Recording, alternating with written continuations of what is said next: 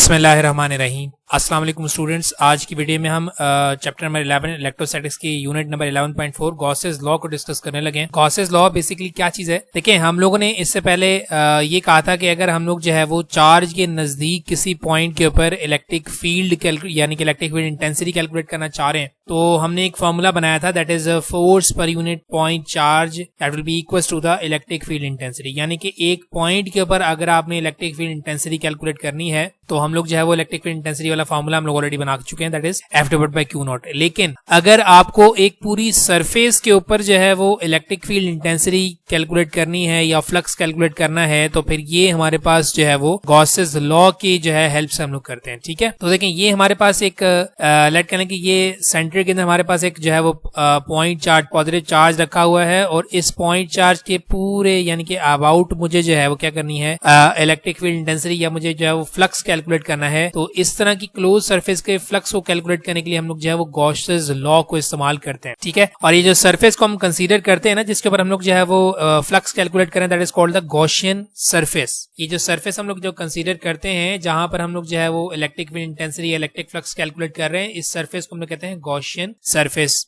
ठीक, तो ये देखें, हम लोग यहाँ पर क्या कह रहे हैं, that Gauss's law provides a relationship between the net electric flux through a close surface and the net charge Q enclosed by the surface. यानी कि गॉसेस लॉ क्या है, रिलेशन है किसके दरमियान, फ्लक्स के दरमियान और चार्ज के दरमियान। ये बात हमें पता है कि इलेक्ट्रिक फ्लक्स क्या है कि total number of lines passing through the given area is called the electric flux. तो चार्ज डिपेंडेंट है, ये जितना ज्यादा चार्ज होगा उतनी ही हमारे पास नंबर ऑफ लाइंस ज्यादा होंगी इस सरफेस से। अगर चार्ज हमारे पास जो है वो कम होगा, यानी कि इसकी हमारे पास इलेक्ट्रिक लाइन ऑफ फोर्सेस कम होंगी, तो फिर हमारे पास जो है वो इलेक्ट्रिक फ्लक्स भी कम हो जाएगा। गॉसेस लॉ बेसिकली क्या है, हमारे पास इलेक्ट्रिक फ्लक्स और चार्ज के दरमियान का रिलेशनशिप है। ठीक है, गॉसेस लॉ स्टेट क्या कर रहा है, गॉसेस लॉ को स्टेट करने से पहले मैं आपको ये बता दूं कि गॉसेस लॉ देखें, हमने इस पूरी कंप्लीट सरफेस के ऊपर जो है वो फ्लक्स कैलकुलेट करना। ठीक है, तो इस कंप्लीट देखें, इससे पहले हम लोग जो है वो क्लोज सरफेस के ऊपर फ्लक्स की कैलकुलेशन के लिए एक फॉर्मूला बनाकर आए हैं। तो हम क्या करते हैं, अगर मुझे एक जो है वो क्लोज सरफेस के ऊपर नेट फ्लक्स कैलकुलेट करना है, तो इस क्लोज सरफेस को मैं नंबर ऑफ एरियाज के अंदर डिवाइड कर दूंगा।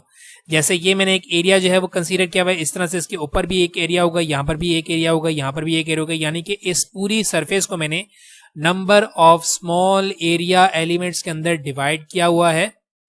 ठीक है, स्मॉल एरियाज में डिवाइड करने का हमें एडवांटेज क्या है कि हमारे पास यहाँ पर इलेक्ट्रिक फील्ड जो है वो सेम रहेगी तमाम एरियाज के ऊपर। ठीक, तो गॉसेस लॉ क्या स्टेट कर रहा है, देखें, the net electric flux through the close surface is equal to the total charge enclosed by the surface divided by the permittivity of free space. यानी कि आपका जो टोटल फ्लक्स है क्लोज सरफेस के ऊपर वो किसके बराबर होगा, total charge enclose by the surface. जितना चार्ज आपका इनक्लोज होगा उतना ही उसका इलेक्ट्रिक फ्लक्स होगा। और दूसरी चीज क्या है कि divided by the permittivity of free space, यानी कि आपकी जो नेट फ्लक्स है वो परमिटिविटी ऑफ फ्री स्पेस के ऊपर भी डिपेंडेंट है। यानी कि चार्जेस के अगर मीडियम आ जाएगा तो फिर हमारे पास जो है वो फ्लक्स कम हो सकता है। तो ये दो चीजों पे हमारे पास जो है वो इलेक्ट्रिक फ्लक्स डिपेंड करता है। तो यहाँ एक और बात भी आ रही है कि इलेक्ट्रिक फ्लक्स की डिपेंडेंस सिर्फ दो ही है, एक चार्ज है, दूसरा परमिटिविटी ऑफ फ्री स्पेस है। इसके अलावा electric flux through a close surface किसी दूसरी चीज के ऊपर डिपेंडेंट नहीं है, यानी कि शेप डिपेंडेंट नहीं है, साइज डिपेंडेंट नहीं है, और किसी चीज के ऊपर डिपेंडेंट नहीं है। सिर्फ ये दो डिपेंडेंस हमें नजर आ रही है, एक चार्ज डिपेंडेंस है, दूसरा क्या है, परमिटिविटी ऑफ फ्री स्पेस के ऊपर डिपेंडेंट है। ठीक है, तो हम लोग जो है वो इसकी ये जो हमारे पास हमने स्टेटमेंट बनाई है, इसकी जस्टिफिकेशन के लिए एक फॉर्मूला बनाते हैं। देखिए, मैं कह रहा हूं कि in order to drive the expression for Gauss's law, यानी कि जो हम लोगों ने स्टेटमेंट की है इसको जस्टिफाई करने के लिए हम लोग क्या करें, एक्सप्रेशन ड्राइव करें। Consider a spherical close surface of radius are.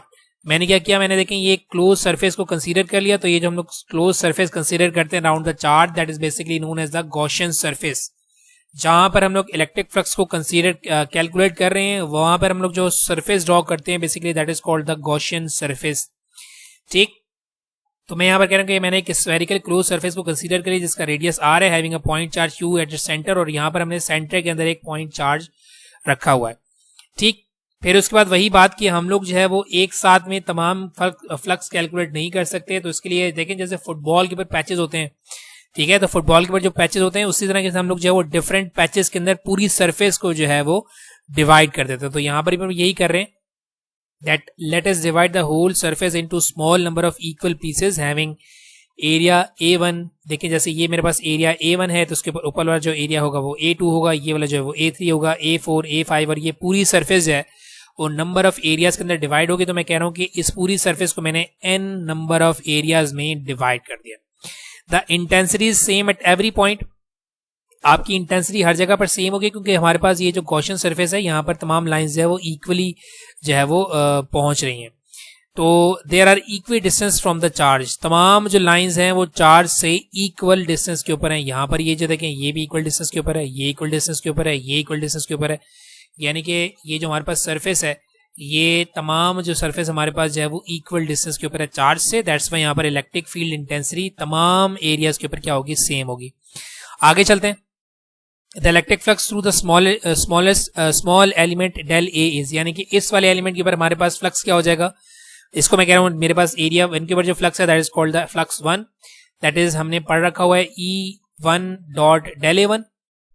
ठीक, डॉट प्रोडक्ट की जगह हमारे पास क्या आ जाता है, एंगल आ जाता है। देखें हमारे पास अगर आपको यहाँ नजर आ रहा है कि इलेक्ट्रिक फील्ड की डायरेक्शन भी यही है और एरिया जो है इसकी डायरेक्शन, यानी कि दोनों जो है वो क्या है, पैरेलल है। दैट्स वाई हमारे पास एंगल कितना हो जाएगा, 0 डिग्री, और हमारे पास फ्लक्स वन कितना हो जाएगा, E1 डेल A1। ठीक है, E1 को मैं कह रहा हूँ कि यहाँ से जो इलेक्ट्रिक फील्ड लाइन गुजरी that is represented bye E1 और एरिया जो है वो क्या है, डेल A1 है। ठीक, सिमिलरली इसी तरीके से इसके ऊपर वाला जो हमारे पास एरिया होगा, the electric flux through the small element del A2, ये गलती से A1 आ गया, यहाँ पर A2 होगा, A2 इज, अब देखें A2 के ऊपर जो फ्लक्स होगा that is represented by flux 2 that will be equal to, अब यहाँ पर E1 की जगह क्या आ जाएगा, E2, यानी कि यहाँ पर जो एरिया हम कंसीडर कर रहे हैं यहाँ से जो इलेक्ट्रिक लाइन गुजर रही होगी that is represented bye E2 और यहाँ पर जो एरिया होगा that is represented bye A2। ठीक, तो डॉट प्रोडक्ट को आप हटाएंगे तो आपके क्या आ जाएगा, कॉस एंगल आ जाएगा। तो जैसे यहाँ पर हमारे पास E और डेल A की लाइन सेम है, सिमिलरली इसी तरीके से हमारे पास यहाँ पर भी E और डेल A की जो डायरेक्शन है वो पैरेलल होगी। सो दैट्स वाई हमारे पास यहाँ पर एंगल कितना आ जाएगा, 0 डिग्री, और हमारे पास सेकंड फ्लक्स क्या हो जाएगा, E2 डेल A2। और इस तरह से करते करते करते हमारे पास जो लास्ट वाला फ्लक्स होगा यानी कि nth एलिमेंट का जो फ्लक्स होगा वो भी हमारे पास क्या आ जाएगा, En टाइम्स डेल AN। ठीक, अच्छा, हमें तो टोटल फ्लक्स चाहिए ना, नेट फ्लक्स की बात की है। गॉसेस लॉ हमेशा नेट फ्लक्स की बात करेगी, यानी कि ओवरऑल सरफेस के ऊपर कितना फ्लक्स है। तो फ्लक्सेस को अगर हम लोगों ने देखें, टोटल फ्लक्स इनक्लोज्ड, ये फाई ई का मतलब क्या है कि total flux enclose the surface that will be equal to flux 1 plus flux 2 plus flux 3, जितने भी हम लोगों ने जो एरियाज को कंसीडर किया हुआ है उनके फ्लक्सेस को हम लोग यहाँ पर रिप्रेजेंट कर देंगे। ठीक, ऑलरेडी हम लोग यहाँ पर फ्लक्सेस निकाल चुके हैं, that is E1 del A1, E2 del A2, En del AN। ठीक, अच्छा यहाँ पर डॉटेड आएगा क्योंकि ये लास्ट में आएगा ना। ठीक, तो हमने क्या कहा था कि इलेक्ट्रिक फील्ड इंटेंसिटी हमारे pass through out the surface same रही है। ठीक, but electric intensity is constant over the surface, क्योंकि हमने कहा था कि हमारे पास ये सरफेस के ऊपर जो है वो इक्वी डिस्टेंस के ऊपर है चार्ज से, तो दैट्स वाई यहाँ पर इलेक्ट्रिक फील्ड और लाइन सेम होगी।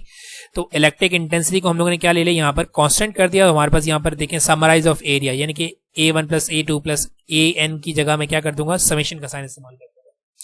ठीक, अच्छा, इसके बाद देखें अगर मैं ये एरिया देखूं तो ये मेरे पास स्फेरिकल सरफेस का एरिया है, और स्फेरिकल सरफेस का जो एरिया होता है वो होता है 4 पाई आर स्क्वायर।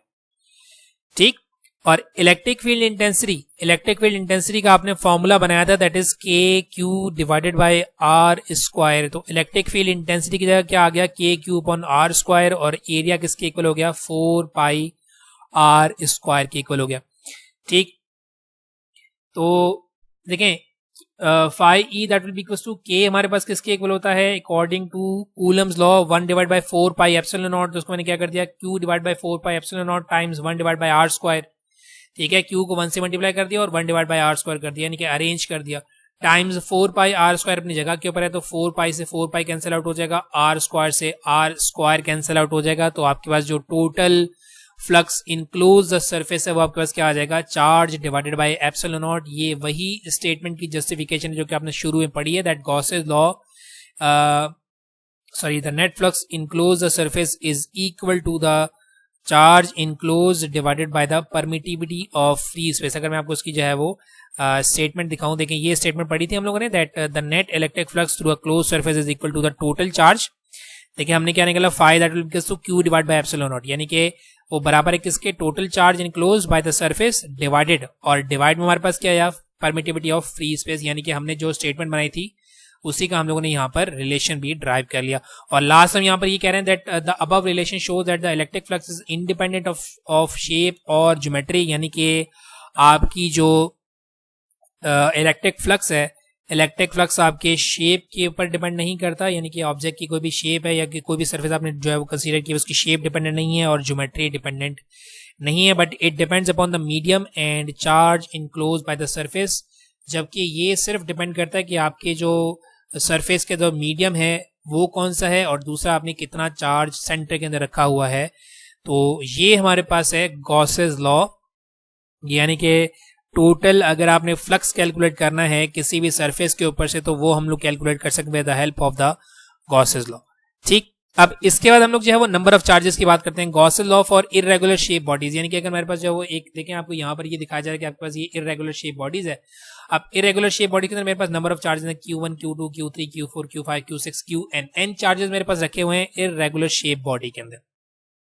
ठीक, तो गॉसेस लॉ के लिए हम लोगों ने जो है वो रेगुलर यानी कि स्फेरिकल शेप जो हमारे पास रेगुलर शेप है और हम लोग जो है वो इररेगुलर शेप के लिए भी गॉस लॉ को इस्तेमाल कर सकते हैं। देखिए जैसे मैं यहाँ पर कह रहा हूँ let us consider N irregular close surface S, ये मेरे पास एक क्लोज सरफेस है। ठीक, enclosing a point charges Q1, Q2, Q3 and Qn, यानी कि हमने जो है वो नंबर ऑफ चार्जेस को यहाँ पर रखा हुआ है। उसके बाद the total electric flux to the close surfaces, अगर हमने जो है वो टोटल इलेक्ट्रिक फ्लक्स निकालना है तो देखिए हमें पता है कि फ्लक्स क्या होता है, total number of lines passing through a given area. तो Q1 जो है, जैसे ये Q1 है, इसकी यहाँ पर भी लाइन जा रही होगी, यहाँ पर भी जा रही होगी, यहाँ पर भी, यानी कि इसके अबाउट जो एरिया होगा वहां पर फ्लक्स कुछ और होगा। Q2 का जो है फ्लक्स कुछ और होगा, Q3 का फ्लक्स कुछ और होगा, Q3 का फ्लक्स कुछ और होगा, यानी कि ये तमाम जितने भी चार्जेस हैं ये अपना अपना फ्लक्स जनरेट करेंगे। तो हम यहाँ पर कह रहे हैं कि दैट टोटल हमें तो टोटल सरफेस का जो है वो फ्लक्स निकालना है। तो टोटल जो हमारे पास सरफेस का फ्लक्स होगा that will be equal to phi1 plus phi1 that is the flux produced by charge 1, phi2 that is the flux produced by charge 2, phi3 that is flux produced by charge 3 and phi n that is flux produced by charge n। ठीक, तो हम लोग already पढ़कर आ चुके हैं according to Gauss's law that phi that will be equal to q divided by epsilon naught। तो यहाँ पर हमारे पास क्योंकि मैंने आपको क्या बताया कि phi1 जो है वो चार्ज 1 की वजह से, यानी कि ये जो फ्लक्स है यानी कि जो total number of line area के अंदर गुजर रही हैं वो कहाँ किसकी वजह से गुजर रही है, चार्ज 1 की वजह से। तो ये क्या हो जाएगा Q1 divide by epsilon not. यहाँ पर चार्ज 2 की वजह से गुजर रही है तो ये क्या हो जाएगा Q2 divide by epsilon not, Q3 divide by epsilon not and so on. अब देखिए यहाँ पर हमारे पास डिवीजन में एप्सिलॉन नॉट जो है वो कांस्टेंट आ रहा है, कॉमन आ रहा है, तो हम लोग यहाँ पर इसको कॉमन निकालेंगे दैट हमारे पास क्या आ जाएगा Q1 plus Q2 plus Q3 and Qn। हमें टोटल फ्लक्स चाहिए, ठीक है, हमें क्या चाहिए, टोटल फ्लक्स चाहिए। तो ये जो हमारे पास जो एडिशन ऑफ चार्जेस हैं ये एक सिंगल मतलब कि एक मेन तमाम चार्जेस को अगर ऐड कर दूं तो यहाँ पर मैं जो है वो समेशन का साइन इस्तेमाल करूंगा that is I equals to 1, यानी कि हमारा इंटरवल स्टार्ट हुआ कहाँ से 1 से और कहाँ तक गया n तक। I equals to 1 to n का मतलब ये है कि इंटरवल को आपने 1 से स्टार्ट किया n तक लेकर गए। अगर मेरे पास 3 इंटरवल्स होते तो मैं क्या करता, summation I equals to 1 to 3, यानी कि इनिशियलाइजिंग I का मतलब है इनिशियलाइजिंग फ्रॉम 1 और n का मतलब है कि एंड कहाँ पर हो रहा है। तो हमारा यहाँ पर टोटल चार्जेस क्या कहाँ से स्टार्ट हुआ था, 1 से स्टार्ट हुआ, तो हमने कितने चार्जेस रखे हुए हैं, n चार्जेस रखे हुए हैं। तो ये हमारे पास phi e that will equal to 1 divide by epsilon naught, और फिर हमारे पास क्या आ जाएगा, समेशन साइन आ जाएगा that is initializing from 1 to n, और ये हमारे पास क्या हो जाएगा qi। ठीक, या फिर मैं ये कह सकता हूँ that total flux enclose that will be equal to total charge enclose in the surface. तमाम को मैं ऐड करूंगा तो टोटल चार्ज बन जाएगा ना, total charge enclose in the surface divided bye epsilon naught, यानी कि टोटल चार्ज को मैं कैपिटल Q से रिप्रेजेंट कर देता हूँ, यानी कि Q1 plus Q2 plus Q3 dot dot dot Qn जो हमारे पास Q के इक्वल है। तो यहाँ पर भी हमारे पास वही रिलेशन आ रहा है कि अगर आपने इस पूरी सरफेस के ऊपर से फ्लक्स कैलकुलेट करना है तो फिर आपके पास जो फ्लक्स जो है वो डिपेंडेंट है किसके ऊपर, टोटल चार्ज इनक्लोज के ऊपर डिवाइडेड बाय द मीडियम के ऊपर। ठीक, तो हम लोग यहाँ पर भी वही कह रहे हैं that thus Gauss's law shows that the electric flux through any closed surface is 1 over epsilon naught times the total charge enclosed in it, यानी कि वही बात यहाँ पर दोबारा से आ गई है कि हमने ऊपर भी यही कहा कि अगर आपने जो एक क्लोज सरफेस के अंदर अगर आपने नेट फ्लक्स निकालना है तो वो नेट फ्लक्स दो चीज़ों पर डिपेंडेंट है, एक तो इनक्लोज चार्ज के ऊपर डिपेंडेंट है, दूसरा परमिटिविटी ऑफ फ्री स्पेस यानी कि मीडियम डिपेंडेंट है। ठीक है, वो हम लोगों ने किया था सिंगल चार्ज के लिए। फिर हम लोगों ने जब वो नंबर ऑफ चार्जेस के लिए भी देखा कि हम लोग अगर नंबर ऑफ चार्जेस रख रहे हैं क्लोज सरफेस के अंदर और वहां पर हम लोग गॉसेस लॉ लगा रहे हैं तो क्या वहां पर भी हमारे पास यही रिजल्ट आ रहा है? तो हम लोग यहाँ पर ये देख रहे हैं कि नंबर ऑफ चार्जेस के रखने से भी हमारे पास वही रिजल्ट यहाँ पर जनरेट हो रहा है। So that is the Gauss's law. देखें गॉसेस लॉ हम लोग जो है वो चार्ज डिस्ट्रीब्यूशन के लिए यूज करते हैं, ठीक है। यानी कि अगर हमारे पास जो है वो एक सिंगल पॉइंट के ऊपर आप जो है इलेक्ट्रिक फील्ड कैलकुलेट नहीं कर रहे बल्कि एक पूरी सरफेस के ऊपर कैलकुलेट कर रहे हो, या फिर अगर आपके पास जो है वो नंबर ऑफ चार्जेस हैं उसके लिए आप इलेक्ट्रिक फील्ड कैलकुलेट कर रहे हैं, तो इसके लिए हम लोग जो है वो गॉसेस लॉ को इस्तेमाल करते हैं, ठीक है। तो ये था हमारे पास complete description of Gauss's law. इसके बाद नेक्स्ट वीडियो के अंदर हम लोग जो है वो एप्लीकेशन ऑफ गॉसेस लॉ को जो है वो डिस्कस करेंगे। ये हमारे पास इंपॉर्टेंट क्वेश्चन है हमारे लॉन्ग क्वेश्चन के लिए। तो उम्मीद है कि आपका कॉन्सेप्ट क्लियर हो गया होगा। अगर क्वेश्चन है बेटा आप तो क्वेश्चन कर सकते हैं, इंशाल्लाह मैं इसको आंसर कर दूंगा।